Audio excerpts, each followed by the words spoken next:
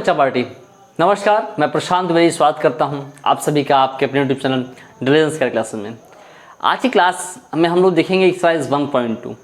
लेकिन एक्सरसाइज 1.2 से पहले उसके एग्जाम्पल में आपको √2, √3 का रिप्रेजेंटेशन दिया गया जो कि बहुत ही इंपॉर्टेंट है। तो एक्सरसाइज स्टार्ट करने से पहले हम लोग आज समझेंगे √2, √3 और √5 का representation on number line. Most important questions आपके एग्जाम्स में बहुत ज़्यादा पूछे जाते हैं और बच्चे कई बार कन्फ्यूज रहते हैं। चलिए स्टार्ट करते हैं। रैशनल नंबर्स को नंबर लाइन पर रिप्रेजेंट करने के लिए आपको बेसिक कुछ कॉन्सेप्ट याद होने बहुत ज़रूरी है, जैसे कि पाइथागोरस थ्योरम। आप सबने पाइथागोरस थ्योरम पढ़ा होगा। पाइथागोरस थ्योरम क्या होता है? एक राइट एंगल ट्राइंगल जिसमें सबसे बड़ी साइड को हाइपोटेनस कहते हैं और एंगल से नीचे लगी हुई साइड को बेस कहते हैं और एंगल के सामने वाली साइड को परपेंडिकुलर कहते हैं। वहाँ पे हाइपोटेनस का स्क्वायर बेस के स्क्वायर और परपेंडिकुलर के स्क्वायर के सम के बराबर होता है, यानी h is equal to √b² + p² होता है। इसी बेसिक कॉन्सेप्ट पे आपके √2, √3 और √5 का रिप्रेजेंटेशन है। देखिए कैसे, जैसे अगर मान लेते हैं बाबू कि आपने एक राइट एंगल ट्राइंगल लिया बेटा और उस राइट एंगल ट्राइंगल में आपने इस बेस को 1 यूनिट ले लिया। क्या ले लिया? 1 यूनिट। मान लिया हमने कि 1 सेंटीमीटर है, ठीक। और इस परपेंडिकुलर को भी हमने मान लिया बाबू जी कि 1 सेंटीमीटर है। तो अगर इस अकॉर्डिंग पाइथागोरस थ्योरम से बाबू अगर हम हाइपोटेनस को फाइंड करेंगे तो हमें क्या मिल जाएगा? हाइपोटेनस इज इक्वल टू यानी AC।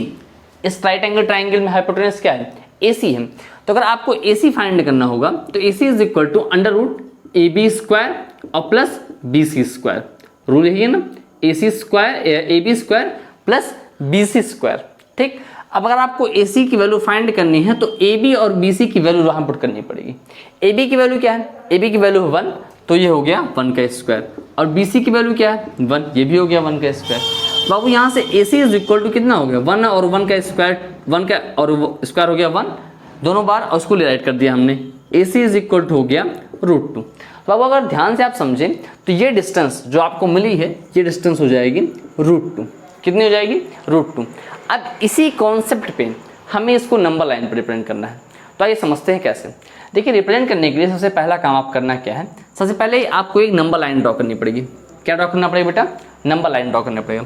अब नंबर लाइन है तो आप इसके एरो इंक्रीज कर दिया आपने। किसी एक पॉइंट को, इनमें से पूरे किसी एक पॉइंट को आप एज ए सेंटर मानेंगे। क्या मानेंगे बेटा? As a centre. तो मान लिया हमने कि ये एज ए सेंटर है और इसे हमने O से डिनोट कर दिया। किससे नोट कर दिया बेटा? O से या 0 से। तो बाबू अब आप अगर इसे 1 यूनिट की डिस्टेंस लेना स्टार्ट करें तो आप अपनी स्केल पे, जैसे आप जब भी कॉपी में कीजिएगा तो वहाँ यूनिट ले लीजिएगा कि 1 सेंटीमीटर किसे नोट करता है या 1 centimetre is equal to 2 unit, 3 unit, ऐसे वहाँ आप मान लीजिएगा। तो हमने यहाँ मान लिया ये 1 सेंटीमीटर है, ये 1 यूनिट है और ये 2 यूनिट है। हमने यहाँ अपने बोर्ड पर ले लिया। आप अपनी कॉपी में यूनिट्स ले लीजिएगा। ये 1 हो गया और ये 2 हो गया, ऐसे ही एंड ऑन बढ़ते जाएंगे। तो बाबू अब हमने अगर यहाँ पे 1 यूनिट ले लिया, अब ये यहाँ से लेके यहाँ तक की डिस्टेंस 1 यूनिट की है, ठीक। आपको रिप्रेजेंट करना है √2। √2 रिप्रेजेंट करने के लिए हमने आपसे बताया कि अगर बेस 1 यूनिट है और परपेंडिकुलर भी 1 यूनिट मिल जाए तो आपको जो हाइपोटेनस मिलेगा वो √2 रहेगा। तो हमने बेस तो 1 यूनिट ले लिया। अब यहाँ पे परपेंडिकुलर ड्रॉ करना है। तो याद रखिएगा, जब भी कभी आपको ड्रॉ करना हो तो इस टाइप से क्वेश्चन में, तो वहाँ आप डायरेक्टली कंपास से रख के नहीं ड्रॉ कर देंगे, सॉरी प्रोट्रैक्टर से रख के नहीं ड्रॉ कर देंगे, कंपास से ड्रॉ कीजिएगा। देखिए, कंपास से आप यहाँ पे आर्क लेंगे और आर्क लेके एक सेंटर यहाँ पे नींव रख के ये सेमी सर्कल ड्रॉ कीजिएगा, ठीक। आपने सेमी सर्कल ड्रॉ किया, फिर यहाँ से पहले 90 डिग्री ड्रॉ करते हैं। आप सबने प्रीवियस क्लास में 90 डिग्री ड्रॉ करना सीखा होगा कि एज ए लाइन लिया, इस पॉइंट पे हमने सेमी सर्कल ड्रॉ किया। फर्स्ट आर्क 60 होता है, सेकेंड आर्क 120 हो गया और इन दोनों के बीच का जो आर्क होता है वो 90 होता है, ठीक। तो हमने यहाँ फर्स्ट आर्क लिया, 60 हो गया और इस पॉइंट से इस पॉइंट पे कट किया, 120 हो गया। और इन दोनों के बीच में यानी एक बार यहाँ से सेम आर्क कट करेंगे बिना मूव कराए उसको, और एक बार यहाँ से इसको कट करेंगे तो ये जो लाइन मिलेगी, ये जो पॉइंट मिलेगा ये 90 डिग्री होगा, ठीक। आप सबने इसको पढ़ा होगा। बाबू बात समझ में आ रही कि नहीं आ रही बेटा? ये हो गया आपका 90 डिग्री। अब 1 यूनिट आपका बेस है और 1 यूनिट ही परपेंडिकुलर लेना है। क्योंकि आपको अगर √2 एज ए हाइपोटेनस में चाहिए तो वो तभी मिलेगा जब परपेंडिकुलर भी 1 यूनिट का रहेगा। तो जो डिस्टेंस यहाँ से यहाँ तक की है, ध्यान दीजिएगा, जो डिस्टेंस यहाँ से यहाँ तक की है आप उसे कंपास में रख के इतने मेज़र कीजिएगा और यहाँ पे रख के एक आर्क कट करेंगे। ध्यान दीजिएगा, आपने पहले 1 यूनिट ए लिया और फिर वही सेम डिस्टेंस अप साइड में आपने कट कर लिया, यहाँ से लेके यहाँ तक का। तो बाबू ये जो पॉइंट आप इसको मीट करा रहे हैं, ये इसे आपने, ये 0 है, इसे आपने ए मान लिया, इसे आपने बी मान लिया और इसे आपने सी मान लिया। अब इसको प्रूव करेंगे। प्रूफ करने के लिए आपको ये पूरा स्टेप करना पड़ेगा कि आप ये ए, ये 1 यूनिट है, ये बी, आपका ये बी से आपने सी तक का 1 यूनिट लिया और ए सी इज इक्वल टू √2 हो गया। ये स्टेप आपको करने जरूरी है, बिना इसके आपका क्वेश्चन कंप्लीट नहीं होगा। ठीक, आपने इसके थ्रू यहाँ पे राइट किया कि ये √2 आ रहा है और देन आप लिखेंगे कि ए सी इज इक्वल टू √2। तो ए सी की वैल्यू आ गई √2, लेकिन क्या ए सी आपने नंबर लाइन पर रिप्रेजेंट कर दिया? अब ये क्वेश्चन इनकम्प्लीट है, नंबर लाइन पर रिप्रेजेंट नहीं हुआ। नंबर लाइन पर रिप्रेजेंट करने के लिए आप यहाँ से लेके यहाँ तक यानी ए सी की पूरी एक आर्क लेंगे और इसको कट करेंगे नंबर लाइन पे, ऐसे बाबू नंबर लाइन पे कट करेंगे और जिस पॉइंट पे ये कट होगा, ये मान लिया हमने पॉइंट है डी, क्या मान लिया? डी। तो ये ए से लेके डी तक की डिस्टेंस हो गई √2। ठीक, आई होप कि आपको अच्छे से ये बातें क्लियर हो गई होंगी। √2 को रिप्रेजेंट करने के लिए आपने पहले पॉइंट लिया ए से लेके बी तक का 1 यूनिट और बी पे फिर 90 डिग्री ड्रॉ किया, फिर बी से लेके सी तक का 1 यूनिट ले लिया। अब ए को जब आप सी से मीट कराते हैं तो √2 है, यह हमने देखा यहाँ पे कैसे √2 आता है। ये आप जरूर कीजिएगा वरना ये क्वेश्चन कंप्लीट नहीं माना जाएगा। ठीक, तो ये तो हो गया आपका √2। लेकिन अब आपको अगर √3 इसी पर रिप्रेजेंट करना हो तो कैसे रिप्रेजेंट करेंगे? √3 को नंबर लाइन पर रिप्रेजेंट करने के लिए आपको बेसिक सी बात इतनी ध्यान रखनी पड़ेगी कि जैसे आपने √2 को नंबर लाइन पर रिप्रेजेंट करने के लिए बेस और परपेंडिकुलर को लिया था, तब आपको √2 एज ए हाइपोटेन्यूज मिला था। उसी तरीके से आपको बेस और परपेंडिकुलर सेलेक्ट करना पड़ेगा, तभी आपको हाइपोटेन्यूज एज ए √3 मिलेगा। लेकिन √2 में आपने 1 बेस लिया और परपेंडिकुलर को भी 1 लिया, लेकिन √3 को रिप्रेजेंट करने के लिए आप बेस क्या लेंगे और परपेंडिकुलर क्या लेंगे? सबसे इंपॉर्टेंट बात जरूरी जो आपके लिए, रूट बेस क्या लेंगे और परपेंडिकुलर लेंगे। कई बच्चों को मन में आता है 2 लेंगे, तो लेकिन बेटा अगर तुम बेस को 2 ले लेते हो और परपेंडिकुलर को 1 ले लेते हो तो बेस 2 का स्क्वायर 4 हो गया और परपेंडिकुलर 1 का स्क्वायर 1 हो गया और वो √5 हो जाएगा। आपको चाहिए √3। तो बाबू ऐसी कंडीशन में √3 रिप्रेजेंट करने के लिए आपको बेस, यहाँ पे जो आपने बेस डिस्टेंस दी थी 1 यूनिट, वो डिस्टेंस आपको लेनी पड़ेगी √2। क्या लेनी पड़ेगी बेटा? √2 लेनी पड़ेगी। और आपको परपेंडिकुलर लेना पड़ेगा 1 यूनिट। कितना लेना पड़ेगा बेटा? 1 यूनिट। तब आपका ये हाइपोटेन्यूज कहीं जाके √3 बनेगा। देखिए कैसे, अगर ये ए है, ये बी है और ये सी है, आपको ए सी चाहिए तो फॉर्मूला होता है √AB² और प्लस BC²। भाई ये तो फॉर्मूला है पाइथागोरस का। तो अब AC की वैल्यू आपको फाइंड करनी है। √AB की वैल्यू हमने क्या लिया? AB की वैल्यू ली √2, तो ये हो गया √2 का स्क्वायर। आप जानते हैं बेटा कि किसी भी रूट वाले नंबर का जब आप स्क्वायर करते हैं तो रूट गायब हो जाता है। बहुत बेसिक सी बात है, पावर कैंसिल हो जाती है 1/2 और 2, और प्लस ये हो जाएगा 1 का स्क्वायर। तो बाबू अगर आपको AC मिलना है तो √2 का स्क्वायर 2 हो गया और 1 का स्क्वायर 1 हो गया और देन फाइनली आपको मिलता है √3। तो इस तरीके से आप √3 रिप्रेजेंट कर पाएंगे AC पे। देखो अब मैंने पहले आपको ये बता दिया ताकि आपको क्लियर रहे कि पूरे क्वेश्चन में करना क्या है। ठीक, अब देखिए, तो अगर आपको एज ए बेस √2 चाहिए तो आप नंबर लाइन पे डायरेक्टली √2 तो ड्रॉ नहीं कर सकते, ये आपने अभी देखा था। उसके लिए पहले आपको √2 ड्रॉ करना पड़ेगा। तो √2 ड्रॉ करने के लिए हमने पहले नंबर लाइन ले ली, ठीक, और उस नंबर लाइन पे एज ए सेंटर किसी पॉइंट को मान लिया। इस पॉइंट से हमने इसमें डिस्टेंस प्लॉट कर लिया। ये 1 यूनिट हो गया, 2 यूनिट हो गया, 3 यूनिट हो गया, ये तो किया था हमने। ठीक, अब इसे अगर मान लीजिए हमने यहाँ पे पॉइंट 1 लिया, ये 2 हो गया, ये 3। आपने इस 1 पे 90 डिग्री ड्रॉ किया, ठीक, और इस 90 डिग्री को मिलाती हुई एक लाइन ये हो गई और सेम आर्क आपने यहाँ भी कट किया, ये हो गया 1।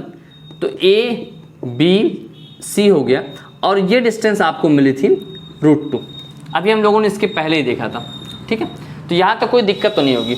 √2 आप बहुत इजीली रिप्रेजेंट कर पा रहे होंगे। 1 लिया आपने, 1 यूनिट ये बेस, 1 यूनिट परपेंडिकुलर, आपका ये हो गया।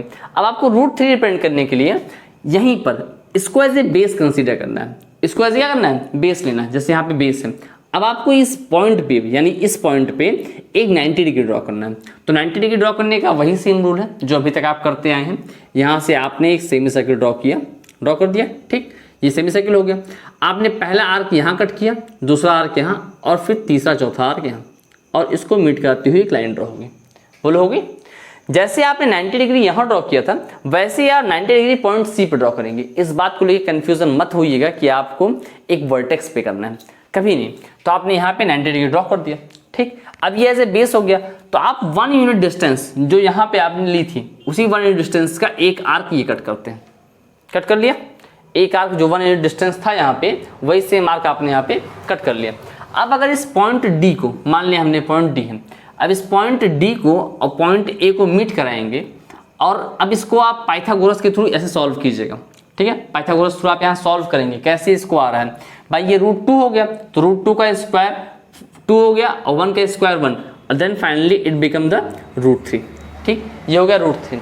अब इसको भी आपको नंबर लाइन पर रिप्रेजेंट करना है, तो क्या करेंगे, नंबर लाइन पर रिप्रेजेंट करने के लिए यहाँ से लेके यहाँ तक के डिस्टेंस लेंगे, एक आर्क, और ये कट कर देंगे आप, ठीक। और जिस पॉइंट बाबू यहाँ पे कट हुआ, मान लिया मैंने ये पॉइंट ई है, और ए से लेके ई तक की डिस्टेंस हो गई √3, ठीक। क्लियर समझ पा रहे हैं? बहुत ही आसान सा है। √2 तक आप रिप्रेजेंट करना सीख ही चुके हैं। √2 के बाद इस वर्टेक्स पे 90 डिग्री ड्रॉ करेंगे, और वहाँ से 1 यूनिट प्रोसीड करेंगे, और जो डिस्टेंस तब आपको मिलेगी एज ए हाइपोटेन्यूस एडी की, वो हो जाएगी √3। क्लियर है? अब आइए बात करते हैं √5 की। √5 जो इसमें क्वेश्चन नंबर 3 है, क्वेश्चन नंबर 3 √5 का रिप्रेजेंटेशन लगे हाथ, उसको भी समझ लेते हैं, ठीक। चलिए इसको इरेज कर रहे हैं। देखो बहुत ही बेसिक चीज़ें हैं, अगर आपकी बेसिक कॉन्सेप्ट क्लियर हैं तो ये सारी चीज़ें बहुत आसानी से आपको समझ में आएंगी। लेकिन अगर बेसिक कॉन्सेप्ट क्लियर नहीं है तो तुम्हारे लिए यही सारी चीज़ें बड़ी भयानक, बहुत बड़ी रहेंगी। देखिए कैसे करना है। अब आपको √5 रिप्रेजेंट करना है, तो बताओ जरा, जल्दी बताओ कमेंट के थ्रू कि √5 को रिप्रेजेंट करने के लिए आप बेस क्या लेंगे और परपेंडिकुलर क्या लेंगे। जैसे अभी तक हम लोगों ने √2 को रिप्रेजेंट करने के लिए बेस 1 लिया, परपेंडिकुलर 1 लिया। √3 को रिप्रेजेंट करने के लिए बेस √2 लिया, परपेंडिकुलर 1 लिया। ऐसे ही √5 को रिप्रेजेंट करने के लिए हम बेस लेंगे 2। याद होगा अभी मैंने क्वेश्चन बताया था, तो 2 का स्क्वायर 4 और 1 का स्क्वायर 1। तो आप यहाँ लेंगे डिस्टेंस, जैसे आपने यहाँ नंबर लाइन अभी तक लिया था वैसे ही आपने एक नंबर लाइन ले लिया, ठीक बेटा। यहाँ आपने सेंटर मान लिया, इसे 0 1 2 और ये 3, और बढ़ाना हो तो एक पॉइंट और बढ़ा दीजिए बेटा, ये पॉइंट हो गया 4, ठीक। अब आपको यहाँ पे रिप्रेजेंट करना है √5। तो अब डायरेक्टली करते हैं, जैसे आपने वहाँ डिस्टेंस लिया था वैसे हमने ले लिया यहाँ से लेके यहाँ तक के डिस्टेंस, ये 2 यूनिट। कितना ले लिया? 0 से लेके 2 यूनिट डिस्टेंस ले लिया, ये हो गया 2 यूनिट। और 90 डिग्री अब इस पर ड्रॉ करेंगे, ठीक। कितना ड्रॉ करेंगे? 90 ड्रॉ करने के लिए रूल क्या है कि एक सेमी सर्किल लिया, ये फर्स्ट आर्क हो गया बेटा, सेकेंड आर्क, और इन दोनों के बीच की लाइन ये मिलाती हुई आपने ऐसे ही यहाँ से 90 डिग्री खींच दी। थोड़ा सा तिरछा हो जा रहा है, ये 90 डिग्री आपने यहाँ से ड्रॉ कर दिया, ठीक है बाबू। आपने ये 90 डिग्री ड्रॉ कर दिया। अब इस 90 डिग्री पे आपको लेना है 1 यूनिट। कितना लेना है? 1। क्योंकि आपको पता है ये तभी पॉसिबल हो पाएगा जब आप बेस को लेंगे 2 और परपेंडिकुलर को लेंगे 1, तब आपको हाइपोटेन्यूस मिलेगा √5। ये अच्छे से पता है, 2 का स्क्वायर 4 और 1 का स्क्वायर 1, और ये जाएगा √5। तो अब यहाँ से आपने डिस्टेंस 2 ले लिया और इस पर परपेंडिकुलर ड्रॉ हो गया। अब ड्रॉ होने के बाद आपको आर्क लेना है 1 यूनिट का। कितने यूनिट का?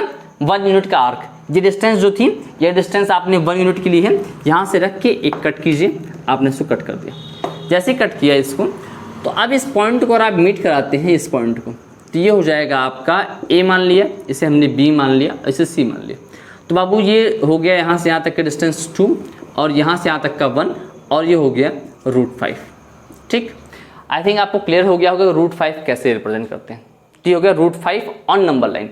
तो √5 को अब नंबर लाइन पे कैसे करना है? यहाँ से यहाँ तक का आर्क लेके और ये कट करेंगे, ठीक। तो बाबू अगर मान लिए पॉइंट हमारा D है, तो अब A से लेके D तक की डिस्टेंस हो गई √5, ठीक। बहुत ही आसान सा है ये भी, जैसे आपने √2 √3 देखा वैसे ही सेम √5 भी है। इसमें भी कुछ आपसे अलग नहीं कहा गया। क्लियर है? चलिए आगे बढ़ते हैं। ये स्टार्ट करते हैं एक्सरसाइज 1.2। आपको दिया गया है फर्स्ट क्वेश्चन, स्टेट ट्रू और फॉल्स। ट्रू और फॉल्स स्टेटमेंट बताने हैं। देखिए आप स्क्रीन पे देख पा रहे हैं ये चार्ट मैंने अपने फर्स्ट क्लास में आपको एक्सप्लेन किया था कैसे बनता है, इसका बड़ा यूज आता है। ठीक है, ध्यान दीजिए। फर्स्ट क्वेश्चन आपसे कह रहा है कि every irrational number is a real number, कि सारे इरेशनल नंबर क्या रियल नंबर में आते हैं। ध्यान दीजिए, मैंने आपको बताया था नंबर्स जो हैं पहले दो पार्ट में बढ़ते हैं, रियल और इमेजिनरी, और फिर रियल नंबर दो पार्ट में बचते हैं, रेशनल और इरेशनल। मतलब कि रियल नंबर के ही अंतर्गत आता है इरेशनल नंबर और रेशनल नंबर। तो आपसे पूछा गया है फर्स्ट क्वेश्चन में कि every irrational number is a real number, क्या सारा इरेशनल नंबर जो है, सभी इरेशनल नंबर वो रियल नंबर है। तो जी हाँ, सारे इरेशनल नंबर जितने भी इरेशनल नंबर होते हैं वे सब के सब रियल नंबर के पार्ट हैं। ठीक, अगर आपसे पूछता है कि every rational number is a real number, तो जी हाँ, सारा रेशनल नंबर भी रियल नंबर है। क्लियर है। लेकिन अगर आपसे इसका कन्वर्ट पूछता और आपसे कहता कि every real is a rational number, तो आपका फॉल्स होता, क्योंकि सारे रियल नंबर इरेशनल नंबर नहीं होंगे। ठीक, वो कुछ रेशनल भी हैं। लेकिन आपसे पूछा गया है कि every irrational number is a real number, क्या सारा इरेशनल नंबर रियल नंबर है। तो जी हाँ, ये ट्रू है, सारे इरेशनल नंबर आपके रियल नंबर है।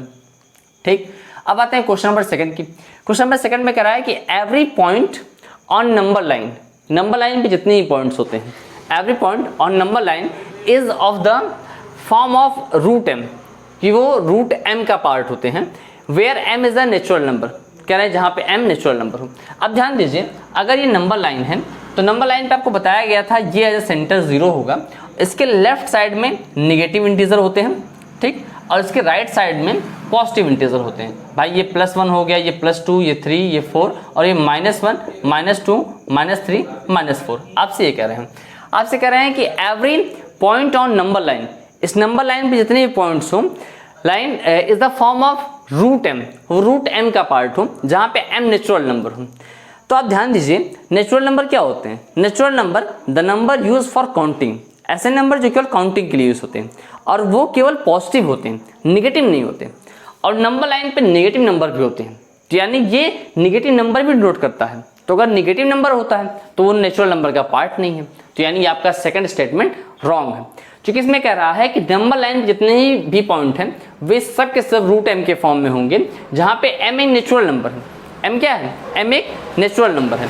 तो भाई अगर नेचुरल नंबर होगा तो वो निगेटिव होगा ही नहीं, वो निगेटिव होगा ही नहीं। और जब निगेटिव नहीं होगा तो यानी इस पर रिप्रेजेंट नहीं होता, क्योंकि नंबर लाइन पे निगेटिव और पॉजिटिव दोनों आते हैं। क्लियर हो पा रही बात। निगेटिव नहीं है नेचुरल नंबर, इसलिए स्टेटमेंट फॉल्स होगा। ठीक, तो ये स्टेटमेंट क्या होगा बेटा, ये स्टेटमेंट हो गया फॉल्स। अब अगर थर्ड स्टेटमेंट की बात करें, थर्ड में कह रहा है every real number is a irrational number. याद होगा मैंने आपको फर्स्ट वाले में ही बताया था कि अगर इसको उलट के देखें तो स्टेटमेंट आपका रॉन्ग आएगा। कह रहे हैं एवरी रियल नंबर, क्या सारा रियल नंबर रेशनल नंबर है। जी नहीं, उनमें से कुछ सारा रियल नंबर इरेशनल नंबर है, उसमें से कुछ ध्यान से देखिए, उसमें से कुछ रेशनल नंबर तो हैं। तो ऐसा तो नहीं है ना, सारे रियल नंबर इरेशनल नहीं होते, रेशनल भी होते। तो ये स्टेटमेंट क्या होगा बेटा, ये फॉल्स हो जाएगा। क्लियर है बेटा, बहुत अच्छे समझ में आ रहा होगा आई थिंक। अच्छा, अगर मान लीजिए आपसे ये पूछता कि क्या सारे real number, every real number is a rational number, क्या सब के सब रियल नंबर रेशनल होते हैं, तो भी ये स्टेटमेंट फॉल्स होता। ठीक, क्योंकि सारे रियल नंबर रेशनल नंबर नहीं होते। ठीक है, ये चार्ट बड़ा इंपॉर्टेंट है आपके लिए। अब आइए आगे बात करते हैं। क्वेश्चन नंबर सेकंड कह रहा है are the square root of all positive integer is a irrational, क्या सभी पॉजिटिव इंटीजर की स्क्वायर रूट इरेशनल होते हैं। इफ नॉट, अगर नहीं होते, देन गिव द एग्जाम्पल, आप एग्जाम्पल दीजिए। देखिए ध्यान से, सभी पॉजिटिव इंटीजर के स्क्वायर रूट इरेशनल नहीं होते। बहुत बेसिक सी बात है। जैसे पॉजिटिव इंटीजर आपके सारे हो गए, पॉजिटिव इंटीजर क्या होता है 1 2 3 4 एंड सो ऑन, ये सब के सब पॉजिटिव इंटीजर हैं। अब अगर रूट 1 करेंगे तो भी आपका रेशनल नंबर आता है, तो क्या मिल जाएगा, रूट 1 का स्क्वायर रूट रेशनल हो गया। अगर रूट 2 करते हैं तो इरेशनल मिलता है, रूट 3 का करते हैं तो इरेशनल मिलता है। बट अगर आप रूट 4 का स्क्वायर रूट करेंगे बेटा तो आपको रेशनल मिल जाएगा। तो ये स्टेटमेंट जो कह रहे हैं कि सभी पॉजिटिव इंटीजर्स के स्क्वायर रूट इरेशनल होते हैं, वो फॉल्स है। आप एग्जाम्पल के तौर पे कुछ भी लिख सकते हो, जैसे रूट 4 लिख दिया, रूट 4 का स्क्वायर रूट आप जब निकालेंगे तो 2 आएगा। ठीक, वो इरेशनल नहीं है। रूट 9 कर दिया, रूट 9 का स्क्वायर रूट 3 हो गया, तो यानी आपका स्टेटमेंट ये रॉन्ग है। आप एग्जाम्पल के तौर पे √4 या √9 ले सकते हैं। क्लियर है? आगे बात करते हैं। लास्ट क्वेश्चन आपसे कह रहा है construct a square root spiral, यानी स्क्वायर रूट से होता हुआ आपको एक स्पायरल ड्रॉ करना है। बहुत ही इंटरेस्टिंग एक्टिविटी है, अगर आप करेंगे तो बड़ा मज़ा आएगा। हालांकि कई स्कूलों में ये कराई जाती है साइड बुक में, लेकिन बहुत ही इंटरेस्टिंग है। देखिए ध्यान से, जैसे अगर मान लीजिए आपने एक लाइन लिया बेसिक तौर पे, और यहाँ पे इसको एज ए सेंटर को 0 मान लिया, ये 1 यूनिट, ये 2 यूनिट डिस्टेंस ले ली। आपने अभी थोड़ी देर पहले √2, √3, √5 ड्रॉ करना सीखा। अब इससे कह रहे हैं कि स्पायरल, इन्हीं सब स्क्वायर रूट के थ्रू एक स्पायरल ड्रॉ करना है। स्पायरल ड्रॉ करना है, सर्किल नहीं। स्पायरल और सर्किल में डिफरेंस पता है ना? सर्किल क्या होता है? जिससे सेंटर की डिस्टेंस हमेशा बराबर होती है और इसकी पूरी एंड पॉइंट एक क्लोज फिगर होता है। लेकिन स्पायरल क्या होता है? इसकी रेडियस कंटिन्यू बढ़ती रहती है। देखिए ऐसे, इसकी रेडियस क्या होता है? कंटिन्यू बढ़ता रहता है, ये मिट नहीं करता, ये क्लोज फिगर नहीं होता, ये एक स्पायरल है। तो आपको क्या करना है? आपको स्क्वायर रूट के थ्रू एक स्पायरल ड्रा करना है। ध्यान से देखिए, बहुत ही इंटरेस्टिंग एक्टिविटी है ये। आप बेसिकली अगर सबसे पहले ड्रॉ करेंगे तो आप 1 और 1 यूनिट को लेके √2 ड्रॉ कीजिए। आपको √2 ड्रॉ करना पता है कि अगर बेस की डिस्टेंस आप 1 यूनिट लेते हैं, यहाँ पे परपेंडिकुलर आप 1 यूनिट का लेते हैं, तो आपके पास जो है हाइपोटेनियस मिलेगा, ये पहला मिलेगा √2। बोलो मिलेगा कि नहीं मिलेगा बेटा? ये मैं आपको बता चुका हूँ, ठीक है। अब इस पे बारे में नहीं बात करेंगे कि यहाँ 90 ड्रॉ करें, ऐसा करें, वैसा करें, ये बहुत बेसिक चीज़ें हैं, ये हम लोग अभी कर चुके हैं। तो √2 आप ड्रॉ कर लेंगे। तो यहाँ से लेके पहले हमने √2 ड्रॉ कर दिया, ठीक। अब इसके बाद इसी में अगली एक्टिविटी कीजिए, इसी में 1 यूनिट इंक्रीज करके √3 ड्रॉ कीजिए। तो अगर हम यहाँ से 1 यूनिट इंक्रीज कर लेंगे बेटा, यहाँ से हमने 1 यूनिट किया, तो अब आपके पास जो डिस्टेंस मिलेगी वो मिलेगी √3। ये हो गया √3, ठीक। अब ध्यान से देखिए, तो √3 जो है वो √2 से कुछ बड़ा है। ये क्या है? कुछ बड़ा है। तो ऐसे हमने इसको कर दिया, √3 कर दिया, ठीक बाबू। अब अगर फिर हम इस √3 से यहाँ से 1 यूनिट इंक्रीज करें, क्या करें? 1 यूनिट इंक्रीज करें। जब हमने √3 से 1 यूनिट इंक्रीज किया तो 3 का स्क्वायर कितना हो गया? 3 का स्क्वायर हो गया, √3 का स्क्वायर हो गया 3, और यहाँ से 1 सेंटीमीटर, तो आपको मिल जाएगा ये √4 मिलेगा। भाई √4 जानते हैं कितना होता है ना? √4 होता है 2, लेकिन यहाँ पे रिप्रेजेंट कीजिएगा √4, ठीक।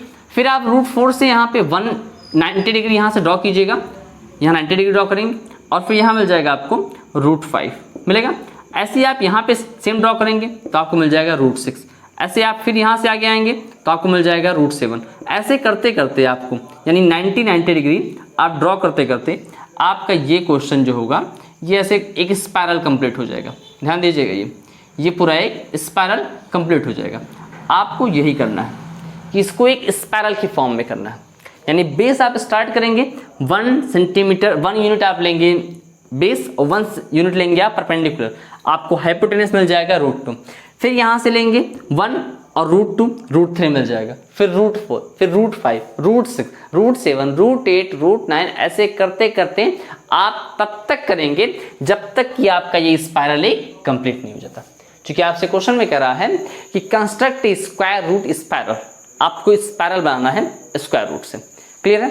तो ये पूरा एक्सरसाइज 1.2, यानी आज की क्लास में हम लोगों ने देखा √2, √3 कैसे रिप्रेजेंट करते हैं, √5 कैसे रिप्रेजेंट करते हैं नंबर लाइन पे, और साथ ही साथ में कुछ स्टेटमेंट जो 1.2 में दे रखे हैं उसके हमने देखे। क्लियर है? अगर आपको ये पूरा वीडियो अच्छा लगा हो तो प्लीज़ लाइक और सब्सक्राइब कीजिए, और शेयर करना कतई ना भूलिएगा, और अपने रिव्यू प्लीज़ कमेंट के माध्यम से हम तक पहुंचाइए। Thanks so much for watching us.